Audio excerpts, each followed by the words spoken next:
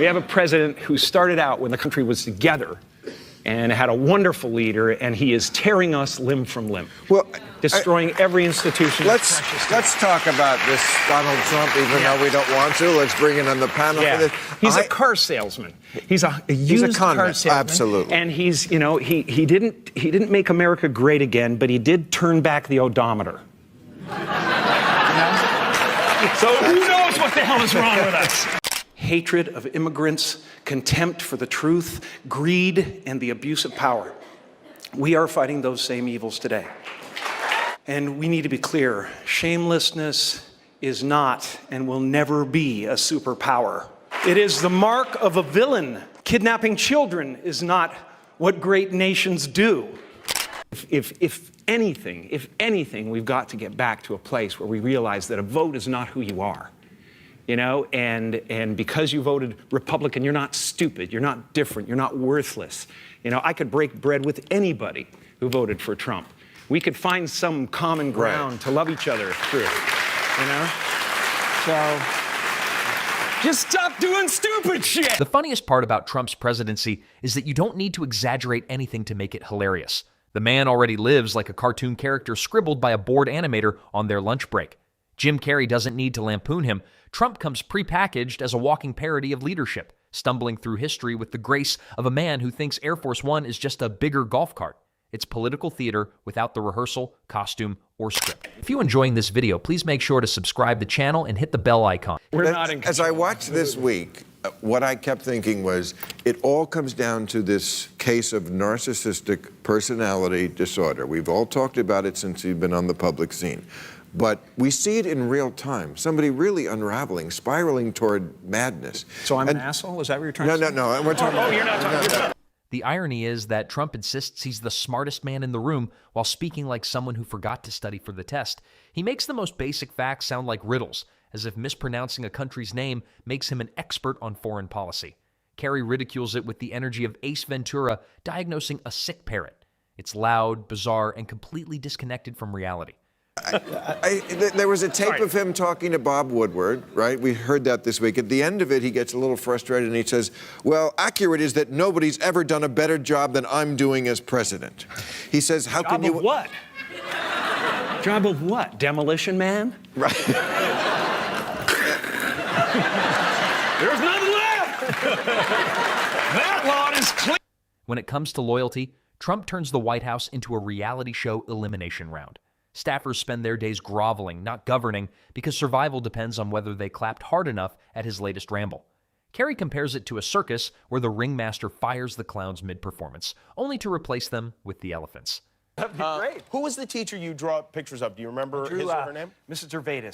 And she was a super, ultra hip teacher. Oh. Literally, like grade 6, she was, first of all, I was at the back of the classroom drawing pictures of her getting, like, attacked and missiled and axes in her head and things like that. Yeah. It's like, I hadn't learned how to be correct yet. Yeah, she took them all. Oh, she confiscated them. Kind of scolded me, but not really. And then once I got famous, she sent them all back to me. Oh, she did? Yeah. Well, that's a nice thing to do. She saved them because she knew what was going to happen in the world, Jimmy. She knew. She knew? She knew. The economy becomes its own slapstick routine under Trump. He brags about numbers without understanding them, boasts about jobs while ignoring the fact that many Americans are still struggling, and takes credit for anything positive while blaming others for the disasters he helped create. Carrey plays this as a vaudeville act where Trump counts monopoly money while the real cash register is being looted in the background. It's theater of the absurd disguised as economic policy. And when it comes to scandals, Trump doesn't just stumble into them, he manufactures them like they're a line of products. Every week delivers a fresh outrage that feels scripted for late-night comedy. Carrey mocks this by acting out Trump as a carnival barker shouting, "Step right up, folks. New scandal today, bigger than yesterday, guaranteed to make your jaw drop."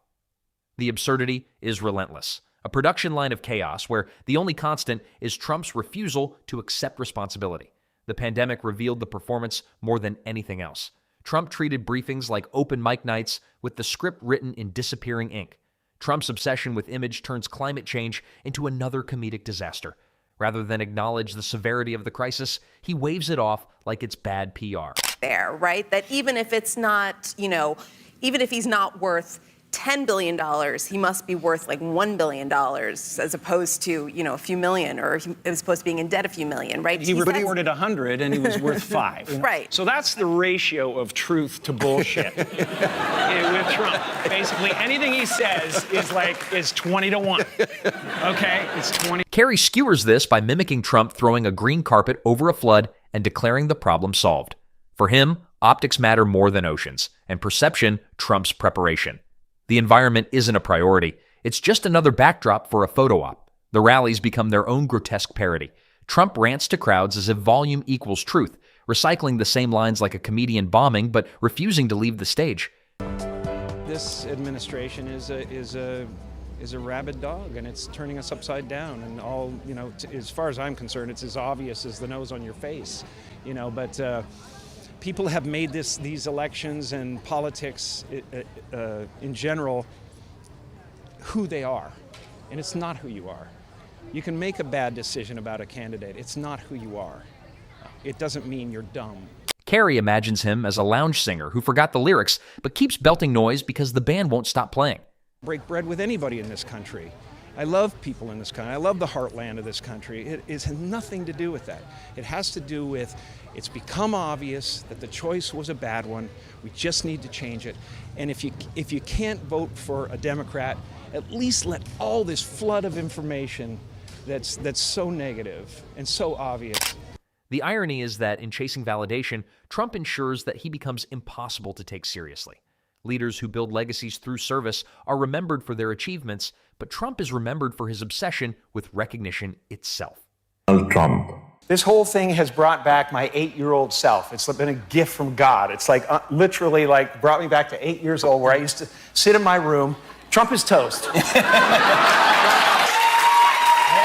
Yeah, man. And so you just kind of digest the news of the it's day. It's an affirmation. Robert Mueller? Robert Mueller putting the squeeze on the president. Just to relieve hatred of immigrants, contempt for the truth, greed, and the abuse of power. We are fighting those same evils today. And we need to be clear, shamelessness is not and will never be a superpower. It is the mark of a villain. Kidnapping children is not what great nations do.